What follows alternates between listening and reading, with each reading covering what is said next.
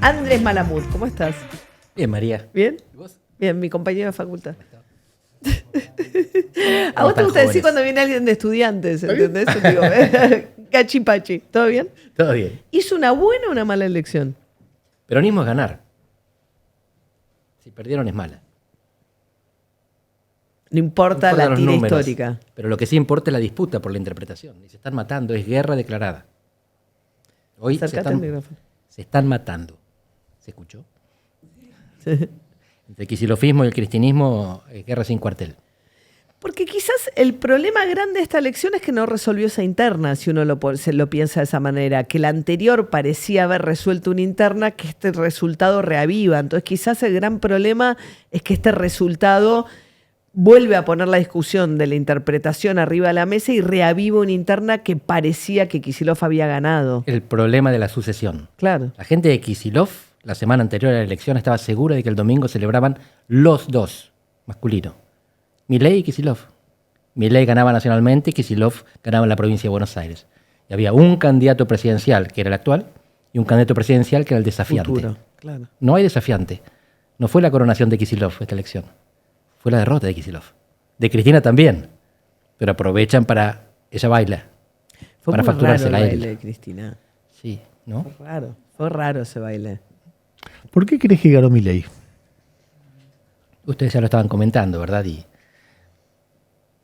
hay una serie de factores. Alguna gente tiene esperanza y es fanática de Milei. Alguna gente tiene miedo y no quiere que vuelva a desacomodarse la economía. Tienen crédito, cuotas. El voto Menem en 1995 tiene algún parecido con esto. El voto, gente que estaba comprometida en cuotas y tenía miedo que si Menem perdía, se salía la convertibilidad y quedaba enganchada con deudas que no iba a poder pagar. Exactamente, no querían volver al baile y dejar de prever qué es lo que vos podés comprar y hasta cuándo te alcanza la plata. Vos sabés que hoy no te alcanza hasta fin de mes, pero sabés hasta qué día te alcanza. Con la inflación vas viendo. Y eso es también un daño psicológico que se produce. Los que vivimos la hiperinflación, vos eras muy joven, Ernesto. Era muy joven, sí. Tenía 3, 4 años. Te altera la cabeza la hiperinflación. Sabés que el dinero te quema en el bolsillo, tenés que usarlo 2 veces por día porque si no, no vale nada. No es solamente la cuota que es importante, es el efecto psicológico. Y acá tendemos a ver, y esto hay que contrastarlo empíricamente, que hubo gente que no quería volver a sufrir lo que se sufrió con la inflación. Si quieren, ahora hablamos de los detalles, qué votante se retrajo y qué votante se activó, en comparación con el 7 de septiembre. Pero fíjense que estamos hablando siempre de la provincia de Buenos Aires y Milei ganó el país. La provincia no es lo más importante. Lo más importante es que vengo de la barría y les traigo un regalito. Ay, qué lindo, a ver. Uno a cada uno. Se los manda el autor. Ay, Nacho Ignacio Montoya Carlotto. Qué lindo. Qué lindo. Acaba de grabar esto, es un disco autobiográfico, personal, y me pidió que se los entregue. Es, bueno, el nieto de Estela, que es un gran músico y una persona entrañable. Con Ernesto fuimos a entrevistarlo a Olavarría cuando trabajamos en CNN. Una nota preciosa, ¿te acordás? Y es Totalmente. una persona entrañable. Un beso, Ignacio. Bueno, quiero seguir indagando en el fenómeno Milei. Vos me vas a preguntar a mí sobre el fenómeno. Bueno, pero tenés un libro. Yo te leí a vos. No, está bien, pero a ver, vos estás viendo que hay gente que votó por miedo, hay gente que votó por esperanza. ¿Cuán sólido ves este voto? Quiero decir, ¿pensás que se inicia un ciclo político o tendés a pensar, es un ciclo político efímero o largo? Tiendo a pensar que la solidez del voto depende de la solidez del gobierno. Si el gobierno cumple lo prometido, que es estabilizar la economía y generar crecimiento, el voto va a durar. Si de repente se mueve el piso y se va toda la economía al diablo, el voto también se va. Es un voto resultadista. En esto Argentina se diferencia del resto de los países que votan candidatos que parecen parecidos, que parecen similares a Milei. Trump, Bolsonaro y la derecha europea no son lo mismo que Milei. La gente vota ahí por la inmigración, por cuestiones culturales, por la disputa sobre la cultura de la cancelación y el feminismo. Acá votaron a un economista para que resuelva la economía. Si además putea, si tiene el pelo despeinado, esos son aderezos. Milei aquí vino a arreglar la economía. Cuando da el discurso en Davos, empieza a hundirse. El gobierno de Milei hizo acuerdos importantes, pasó leyes y bancó decretos, hasta abril de este año. El discurso fue en febrero. Sí. A partir de ese momento él se equivoca en la prioridad. Rompe los acuerdos, da la batalla cultural y la economía empieza a hacer agua. Y la gente lo que quiere es que él arregle la economía. La batalla Andrés, cultural está bien. acá... A ver, ¿y qué evaluación haces de cómo él maneja la economía desde que él arrancó? Como haces todas las preguntas que sabe otra gente que no soy yo. Está bien, pero como depende de eso, se supone que evaluando lo que hizo uno puede hacer una proyección de qué va a hacer. En esto yo tengo respeto a un montón de economistas y entre ellos está Ricardo Riazu, que respeta poco a los demás economistas y le gusta decir que está respetuosamente que están todos equivocados. Y Milei lo que viene demostrando es que muchos estamos equivocados, no solamente economistas, que tendemos a leer el mundo a partir de lo que fue posible en el pasado. Los grandes líderes lo que hacen es construir un futuro distinto a partir de posibilidades que no veíamos. Los kirchneristas tendían a ver esto en Kirchner, el regreso de la voluntad. Estaban los radicales que se chocaban contra la realidad y venía Kirchner y decía, no, la realidad se puede correr un poco. Empujaba y la volteaba y seguía avanzando. Y Milei hace algo parecido con la economía. Y todos los ortodoxos que se pasaban diciendo que hay leyes de gravedad que tenés que respetar porque si no te caes y te pegas un porrazo, se encuentran con que él consigue resultados que nadie hubiera esperado que consiguiera con estos instrumentos. Y acá sí voy a lo que creo que los politólogos podemos hacer. Contrastar el discurso dogmático de Milei con su práctica pragmática. Bessent administró la devaluación, no la evitó. Ellos fueron dejando ir al dólar, lo que no quisieron es que se les fuera al diablo. Pero hay que devaluar. Y lo van haciendo, negándolo. Esto es muy político. Y esto habla de Milei, habla bien. Habla de Milei como un político más que un economista. Tiene el equipo técnico, los economistas que él tiene son muy reconocidos, más como traders que como teóricos. Y después va gestionando por ensayo y error. Pero tiene dos personas que, una pensábamos que sabía lo que hacía, que es Santiago Caputo, es bueno en campañas, y otra que no sabíamos lo que hacía, que es Karina Milei, que apostó y acertó. También contra todos los pronósticos. Apostó y acertó diciendo ganamos con lo violeta, no importa quién ponga, o sea, con candidatos además muy vulnerables de alguna manera en términos o poco sólidos, no sé cómo llamarlos. Sospechosos. Bueno, candidatos que eran que fácilmente cuestionables en algunos aspectos de su vida personal, de su trayectoria, de su historia, ¿no? Por eso me gusta decir que apostó. Hay gente que dice que estratega. Y Maquiavelo hablaba de la fortuna y la virtud. La virtud atrae la fortuna, pero la mitad de las cosas que nos pasan son por suerte, buena o mala. Perón era un apostador. Le salió mal la Tercera Guerra Mundial, por eso la autarquía se nos volvió en contra. Si había paz, había que integrarse al mundo. Si había guerra, y casi la hay en Corea, la autarquía era fantástica. Ahora, Karina Milei apostó a que la economía salía bien. Estuvimos a esto de que no salga bien. La acomodaron, consiguieron el rescate de Trump. Pero fíjate que una vez más intervino el pragmatismo. Fueron a teñir de violeta el país, pero las tres principales candidaturas, los tres principales distritos, principales ahora cuento por qué, no eran de ellos. Fue Patricia Bullrich, que venía del PRO. Hace rato que es de ellos. Sí, pero no es una nueva. Es una que se bañó el Jordán. No es un candidato de los que venían, los dejó a todos aparte, la Fuerza del Cielo, dejó uno de candidato nada más, todo lo demás los ahogó en el Jordán. Era expert. Cuando no fue expert, fue el Colo, que venía también del PRO. Claro, más violeta que colorado. Aún así. Y Petri, en Mendoza. No eran candidatos desconocidos, a eso voy. Eran celebridades, eran políticos establecidos, eran recontracasta.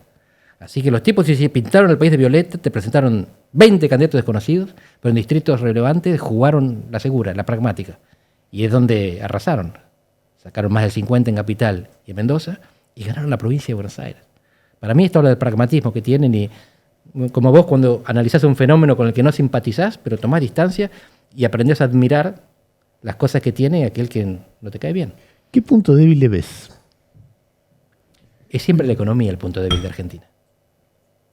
Si Milei pone la economía a andar, si consigue 20% anual de inversiones en el PBI y la economía crece al 5% anual los próximos 2 años, reelige, y si lo sigue haciendo, va a terminar 4 años más con 80% de popularidad. Y si la economía se va al diablo, él también se va. ¿Y cuánto depende de Trump eso? Hasta el domingo pasado todo. El gobierno no generaba las expectativas necesarias para sostener el tipo de cambio. A partir de ahora empieza a depender menos, porque el apoyo de Trump era condicional a ganar. Ya ganó. Ahora se supone que es incondicional. Y el apoyo incondicional es como el cañón de euros de Mario Draghi en Europa. El euro se salva con una declaración. Sí. El presidente del Banco Central dice vamos a hacer todo lo que haga falta. Y será suficiente. Trump y Bessent dijeron lo mismo, pero dijeron salvo que no ganen, repongan las retenciones. Empezaron a poner condiciones. Se supone que las condiciones ya no son necesarias. Si el apoyo del que emite una moneda es incondicional y esa moneda es valorada, el apoyo es infinito. Ahora, en términos de quién podría eventualmente, digamos, vos decías que la representación que Milei está ocupando el espacio clásico, ¿no?, del antiperonismo, en términos de lo que fue en algún momento el radicalismo, lo que fue después Juntos por el Cambio, y ocupa ese espacio. Ese otro espacio del peronismo, ¿quién lo va a ocupar? O sea, ¿qué va a pasar? Me llamó la atención el radicalismo en esta elección. No sé. ¿Te llamó ¿Lo viste? No, claro. Eso no lo vi. ¿No está? No. En la provincia de Buenos Aires no presentó candidato. No se presentó como partido. O radicales en 4 listas. En la ciudad de Buenos Aires sí. Tuvo un candidato escondido en una alianza que no menciona al partido, siendo el presidente del Comité Nacional de ese partido. Y en las provincias tuvo 2 estrategias divergentes. 2 gobernadores que fueron en listas violetas y ganaron. Chaco y Mendoza. Exacto. Y 3 que fueron en listas de provincias unidas. 1 ganó, Corrientes. Y 2 perdieron, Jujuy y Santa Fe. Así que lo que ves es 2 estrategias opuestas con resultados contrastantes. El 100% de los violetas ganaron y solo el 33% de los no violetas ganó. En el PRO pasó algo parecido. 3 gobernadores. 66% ganó Jorge, a su pesar. Jorge Macri y Frigerio. Que hubiese deseado perder quizás, o no ganar por tanto. Lo obligaron a ir en esa lista. Y Frigerio ganó porque fue, y Chubut de Nacho Torres perdió porque hizo su propia lista. Los gobernadores que se alinearon con Milei les fue bien, y los que no, salvo Valdés en Corrientes, le fue mal. ¿Y entonces? Y entonces la lección que te queda es que si la economía anda bien, este presidente es popular. La apuesta que tenés que hacer es a la economía. Si la economía funciona, hay que estar con el que la arregló. O te quedas afuera. Si la economía no funciona, tenés opciones. ¿Pero qué quiere decir arreglar también? Porque la sola estabilidad es arreglar. No. Porque uno pensaría, ¿no?, que decís, bueno, el primer año la prioridad era, según las encuestas, opinión pública, qué sé yo, la estabilidad, ¿no? Inflación como principal factor de preocupación. Después empezó a aparecer no me alcanza, ¿no?, o la preocupación por el empleo. Entonces, ¿qué quiere decir arreglar la economía en términos de la expectativa de un votante como suficiente cumplir con el mandato del voto? En el corto plazo es estabilizar, porque veníamos de alta inflación. En el mediano plazo es crecer. Y el crecimiento se manifiesta en tener empleo y llegar a fin de mes. Para crecer hacen falta cosas que no son solamente la estabilización. Pero tendemos a pensar normativamente que la democracia y la estabilidad fiscal son condiciones necesarias para el crecimiento sostenido. Vos podés tener una dictadura y crecimiento sostenido si tenés petróleo y sos Qatar. Claro. Si no, hay una correlación muy alta entre democracia y desarrollo. Y las democracias suelen ser fiscalistas, Están dejando de serlo en Europa. Si vos mirás América Latina, las democracias son fiscalistas. Lula respeta el equilibrio fiscal. Chile ahora lo está violando un poco, se fue un poco al diablo y aún así tiene baja deuda y bajo déficit. Francia tiene 5,5% de... Francia se está yendo al diablo. 120% de deuda va a tener en cualquier momento, como Italia casi. Y Francia está en el corazón económico de Europa. Si nosotros, vieron, hay criterios de Maastricht. Para entrar en el euro vos tenés que tener tanto por ciento de deuda, 60%, tanto de déficit, 3, Francia hoy no entraría al euro y Argentina sí. Andrés, una de las dificultades del análisis político de este año que está terminando es la violenta volatilidad de las expresiones electorales. Quiero decir, si uno separa el 18 de mayo, el día que que la Libertad Avanza le gana al PRO en la Ciudad de Buenos Aires, lo aplasta y gana en la Ciudad de Buenos Aires.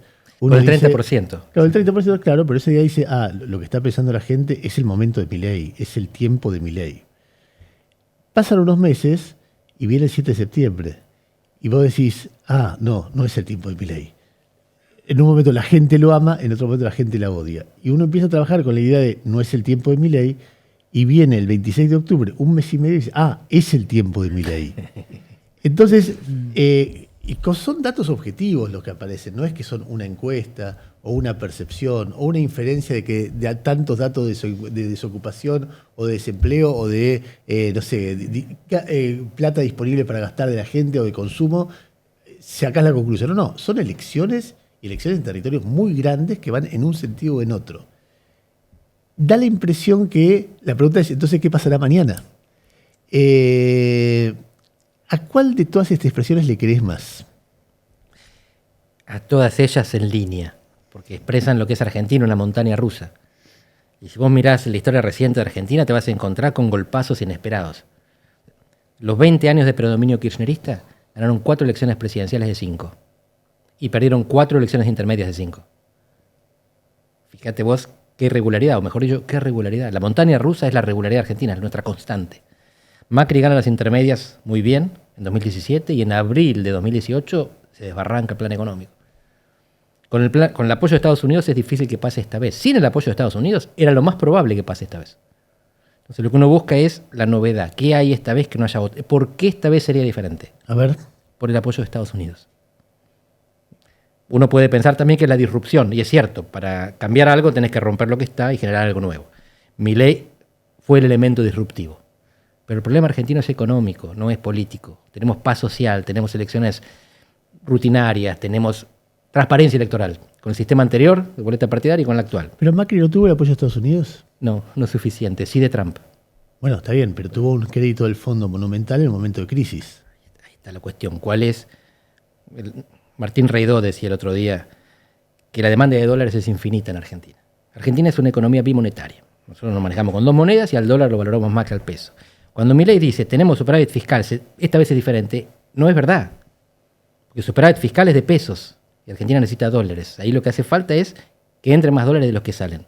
Y no entran porque no tenemos inversiones suficientes, porque cuando el dólar está a este tipo de cambio importamos más de lo que exportamos, porque vamos con este dólar de turismo afuera más de lo que vienen. No tenemos dólares suficientes, no importa el superávit fiscal en pesos. Consiguió el cañón del tipo que te imprime los dólares. No es el blanqueo, no alcanzó. No es el fondo, no alcanzó. No es el canuto, no funcionó. Es el tipo que imprime los dólares. Lo único que alcanza es dólares ilimitados. Y Milei es el primero que lo consigue en la historia. Puede fallar. A Trump le puede pasar algo, Biden se puede arrepentir, pero si los tipos dicen, te pongo los que haga falta, se terminó el ciclo argentino. Tenés la moneda que necesitas, superávit en pesos, ciclo cañón ilimitado en dólares, generar la expectativa necesaria para hacer transformaciones. Si las van a hacer, no sé. Pero lo que Argentina necesitaba es provisión infinita de las monedas que emite. El peso lo tiene por el equilibrio fiscal, el dólar lo tiene por el apoyo de Trump y Biden. Esa es la diferencia. ¿Sabes qué? Estaba pensando, hay una entrevista que yo hice con Andrés hace muchos años porque siempre me quedó, que era el momento en el que Cristina Fernández de Kirchner parecía hundida en el fango de la política para siempre jamás, porque era el momento en el cual, además, la plata, la caja fuerte de Florencia Kirchner y no sé qué. Entonces pues decías, pleno macrismo, esto no vuelve nunca más. Y entonces me acuerdo que Andrés me dijo, bueno, no, porque no hay una... Ella no se fue con percepción de crisis. O sea, cuando viene Macri dice, de haber seguido Cristina hubiese pasado qué, porque tal cosa, porque era insostenible. Pero el que terminó, el gobierno de Cristina Kirchner, terminó con el bolsillo, ¿no? Relativo. O sea, no hubo una crisis que le estallara a Cristina. Y todo lo demás es cuestión de creer o reventar. O sea, en el sentido de los que la seguían creerían que eso no iba a pasar. Entonces, ¿vos crees que el gobierno de Alberto Fernández, yéndose con el 200% de inflación, cambia eso? Porque, o sea, es como el Alfonsín que se va con una hiper y hace que el radicalismo pague muchísimos años la posibilidad de volver. O sea, ese recuerdo de lo último que el peronismo dejó, ¿es un recuerdo del peso de la hiper de Alfonsín? Me encanta que te acuerdes de eso. Pero me acuerdo porque me liquidaron además, porque yo te cité... me acuerdo de esas cosas de cuando era prohibido decir cualquier cosa mínimamente no condenatoria de no sé qué. Y creo que fue, no me acuerdo. Alguien te retó por mi culpa. Pero no sé lo que fue. Yo dije, bueno, kirchnerismo se fue sin que la crisis la haya estallado. Además, lo de haber dicho, y no sé lo que fue. Me persiguieron con esa frase. Y cuando puso un candidato presidencial por Twitter y después lo hizo presidente, te perdonaron. ¿Cuál? ¿Cómo? Cuando después Cristina demuestra esto, poniendo... a quien puso de presidente. Total. No, bueno, pero ahí ya te destrozaron, no importa. Pero en un momento... Entonces mi pregunta es, ¿vos crees que el recuerdo del último Alberto con Cristina Kirchner y qué sé yo, tiene la potencia de lo que es la hiper de Alfonsín en términos de la imposibilidad de que una alternativa surja de ahí? Sí. Y no solamente tiene ese peso, sino que además resignificó el mandato de Cristina. Sobre todo el segundo. Lo hace parecer peor, a la luz de su gestión como vicepresidenta del presidente que se puso. Milei reconoce esto. Milei es el resultado de la aceleración de los ciclos de alternancia. Argentina tenía décadas. Alfonsín no llegó a una década, se va, Menem completa una década. Después está el interráneo de la Rúa y la década larga kirchnerista. Entonces, cuando después de una década vos estás insatisfecho, te volvés al anterior. Pensás que el anterior, o buscás algo nuevo. pero siempre existe la posibilidad de alternancia pendular. Cuando fracasan los dos últimos en menos de una década, Macri y después Alberto Cristina. bueno, fueron 12 años de fracaso. Si lo mirás en términos de PBI, El último de Cristina. el último de Alberto Fernández fue un fracaso. El de Macri la gente lo interpreta como un fracaso económico. Sí. Éxito político, termina el mandato, fracaso económico, aumenta la pobreza y la inflación. Y el de Cristina lo resignifican negativamente también, porque Cristina da lugar a Macri y lo pone Alberto. Entonces son todos responsables. Milei es el producto de haber responsabilizado a todos los que se alternaron antes. Si hubiera pasado una década, entonces la gente perdona el anterior, se olvida. El radicalismo volvió después de la hiper, una década después con De la Una Rúa. década después, Y sí. vuelve con Macri. Sí. No era escondido, era aliado. Vuelve con Macri el radicalismo y gana muchas provincias. De hecho, gobernaba una cuando llega Macri, Corrientes. Después gana 2 más y después 2 más. Y hoy llega a 5.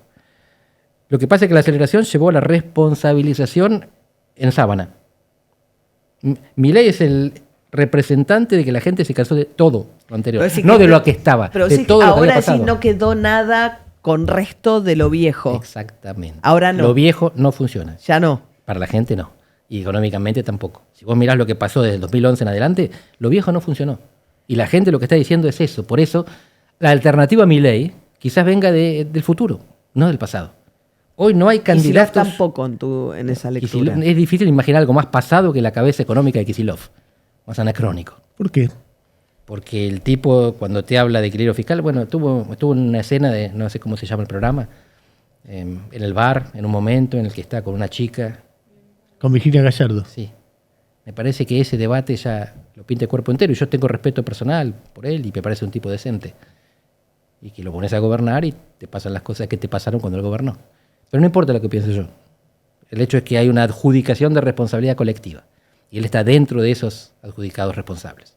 O sea, ni aún peleándose con Cristina Kirchner, él puede significar una renovación de esa oferta electoral. Eso es lo que él pretendió. Pero me parece que no hay una canción nueva. ¿Cuál es la canción nueva que él canta? Él es más joven que Cristina, se pelea con ella. En la lista van Tajani y Grabois. ¿Y él a quién tiene para proponer? ¿Qué propone? ¿Cuál es el horizonte futuro? Porque nostalgia podemos tener todos, pero la gente hoy no vota nostalgia, porque el pasado lo recuerda mal. Vota futuro, se arriesga al futuro. Cuando Karina Milei toma riesgo, cuando Milei toma riesgo, la gente también toma riesgo cuando los vota. Y prefiere el riesgo. Prefiere correr el riesgo de estar mal con estos nuevos que la certeza de estar mal con estos que ya pasaron.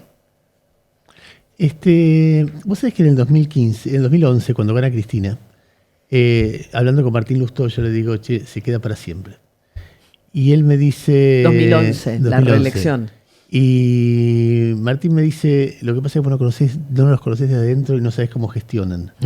Esto que parece tan poderoso se autodestruye. Cuando vos mirás a los Milei y mirás todo lo que pasó en este año, ¿no te agarra esa pequeña duda? Sí, pero siempre la tengo con Argentina. Mi impresión de Argentina es la montaña rusa. Cuando estás arriba vas a bajar, cuando estás abajo vas a subir. Vueltas turbulentas y vas a terminar en el mismo lugar. Porque esa es la característica central de la montaña rusa. Subida, bajada, violencia y regreso. Siempre uno quiere creer que esta vez es diferente. Vemos diferencias, ¿eh? Hay discontinuidades que son fundamentales. La democracia es una de ellas. En la economía todavía no conseguimos esas discontinuidades. Siempre pendiente abajo. En serrucho. Subís un poquito, volvés a bajar. Y cada vez que bajás, quedás en un nivel inferior. Porque dejás un tendal de heridos, un tendal de pobres, un tendal de gente con depresión y con desactualización laboral. Pero está lleno de países que les iba mal y después les fue bien. Que la encontraron. Y esto me parece importante decirlo. Hay estrategias y hay apuestas y hay suerte. Encontraron. Argentina se encontró con Estados Unidos. Si perdía Trump, no existía el rescate. Si perdía Trump, Milei no llegaba a fin de año.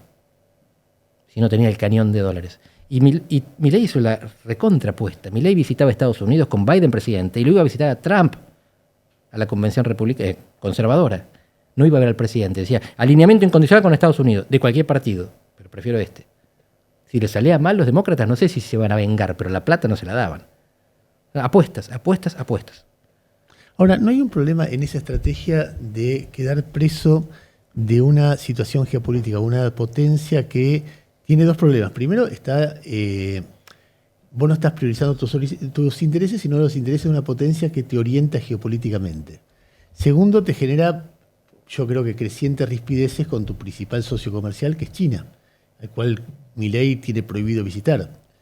Tercero, te genera, no lo digo yo, lo dice el Wall Street Journal, cuando vos le preguntás, bueno, por ahí escuchaste lo que yo contaba recién, pero el Wall Street Journal, hoy le preguntaba yo a un editor del Wall Street Journal, que fue uno de los que puso a Milei en tapa, y le pregunté qué quiere Trump, y me dice lo mismo que China, es solucionarte un problema financiero inmediato para quedarse con un acceso irrestricto a los minerales estratégicos. Soluciona un problema coyuntural para... ¿No hay en esa alianza una solución para Milei en personal, pero complicación para la Argentina como país? Puede haberla. Pero ahora te cuento lo que pensaba yo antes de que llegase. Con Alfredo Zayat tuvimos una charla hace un tiempo sobre las raíces del desarrollo. Y lo que yo hacía era impugnar la teoría que ganó el Nobel el año pasado, los tipos saben, pero hablan de política sabiendo de economía. Y eso sugieren que son las instituciones lo que desarrolla un país. Acemoglu. Y Robinson, exactamente. Entonces vos mirás a Grecia y mirás a Uruguay y decís, ¿cómo puede ser? Si las instituciones uruguayas son de lo mejor que se puede encontrar en el mundo. Y las griegas son un desastre. O las italianas, comparadas con las costarricenses. Y mirás el mapa y no hay país latinoamericano desarrollado. Ni país de Europa Occidental subdesarrollado. Entonces suponés que algo tiene que haber que no sea las instituciones. Puede ser la geografía. Y vas llegando a la conclusión de que es la geografía combinada con el poder. La geopolítica. Al desarrollo se llega por de tres maneras. Primero los pioneros, Gran Bretaña, que inventa el vapor y la máquina de tejer y los cercos para los campos. Y los países de Europa Occidental que se defienden compitiendo, creando lo mismo. Después los herederos, Australia, Nueva Zelanda y Canadá. Y finalmente los invitados. Nadie llega solo salvo los pioneros. Los pioneros te patean la escalera. Te tienen que invitar. A Australia, a Canadá, no invitaron a parte del Imperio Británico, entonces quedan con la acumulación primitiva, si querés, con la cultura y con las instituciones del desarrollo. Polonia desarrollada porque rompió con el bloque comunista y le invitaron a la Unión Europea. España desarrollada, quien conoce España, porque está en la Unión Europea. Si España estuviera en América Latina, no sería desarrollada. Y si Uruguay estuviera en Europa, sí sería desarrollado. Pero toda Europa fue reconstruida por el Plan Marshall y por la OTAN. La OTAN la protegió y le dijo no gasten en defensa. El Plan Marshall les dio plata. En Japón lo mismo, y Corea, y Hong Kong, y Taiwán, y Singapur. Es desarrollo por invitación. Nos llegó la invitación. Hasta 1930 no fuimos desarrollados, pero tuvimos la chance por la alianza. Déjame poner en tensión eso, sí. Porque... Esto, si vos sos nacionalista, te hace mal, porque es indigno. No. Pero si no te invitan, no entras al desarrollo. Yo no estoy discutiendo Pero depende eso. a qué te inviten, no todos te invitan a lo mismo. Ahí está. Porque el Plan Marshall te invitaron a un desarrollo, o sea, el Plan Marshall te invitaron a reactivar la economía. No sé si nos están invitando a reactivar la economía. La cuestión es qué haces con la oportunidad que te dan. Algo tenés que hacer, algo depende de vos. Yo no tengo certeza de que... No, claro, pero no todos te invitan a lo mismo. Los minerales. Los minerales no los determina el país. Argentina es un país federal. En el mundo hay 1 de cada 8. Los otros 7 de cada 8 son unitarios. Y de ese 1 de cada 8, la mayoría tiene el territorio, la tierra como propiedad nacional. Argentina la tiene como propiedad provincial. Sí. Estados Unidos, si quiere venir, tiene que negociar con los gobernadores electos también y las legislaturas. Lo puede hacer también. No le alcanza el acuerdo con Milei. Y no hay ningún gobernador violeta. Si nosotros aceptamos la invitación, la estamos aceptando a nivel de los gobernadores, que son radicales, peronistas o del PRO. A ver, para ser muy didáctico, hay dos miradas sobre este tipo de invitación. Una mirada que puede ser optimista, dos miradas extremas, que dicen, bueno, en el momento que estás con la potencia regional y empieza a haber inversiones extranjeras, sobre todo en recursos naturales, ese país puede desarrollarse. Hay otra mirada extrema, a mí las miradas extremas no me gustan, pero sirve para orientar el debate, que es la de Galeano, las venas abiertas de América Latina. Vienen, extraen, se van y dejan un páramo.